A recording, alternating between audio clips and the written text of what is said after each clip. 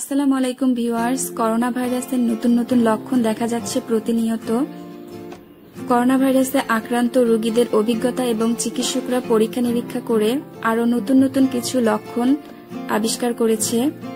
সারা বিশ্বের করোনা ভাইরাসে আক্রান্ত রোগীদের মাঝে এই লক্ষণসমূহ দেখা যাচ্ছে। সাধারণভাবে আমরা জানতাম যে জ্বর, সর্দি, কাশি, নিউমোনিয়া করোনা ভাইরাসে আক্রান্ত রোগীর মধ্যে দেখা যায়, কিন্তু এই লক্ষণগুলো ছাড়াও আরো নতুন নতুন কিছু লক্ষণ দেখা যাচ্ছে। তার মধ্যে পায়ের আঙ্গুলে আঘাতের চিহ্ন,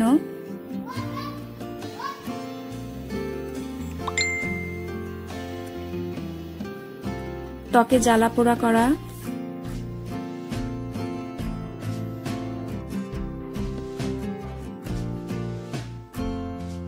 চোখে জ্বালাপোড়া করা,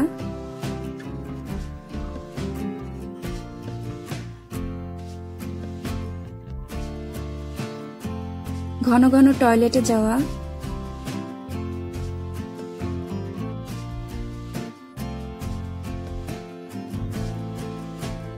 গায়ে ব্যথা,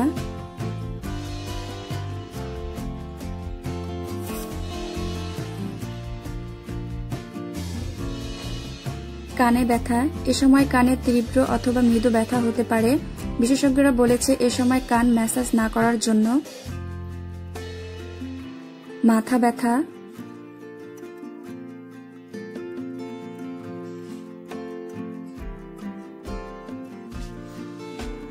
ক্ষুধামন্দা। এ সময় খাবারের প্রতি একদমই রুচি থাকে না।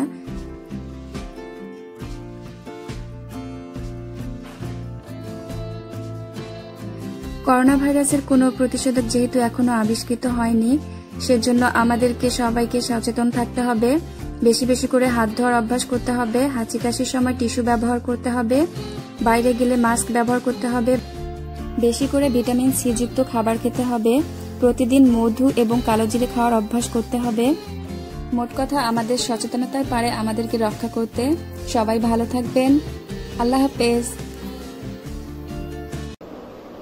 বাইরে যাবো না, ঘরে করোনা ভাইরাস।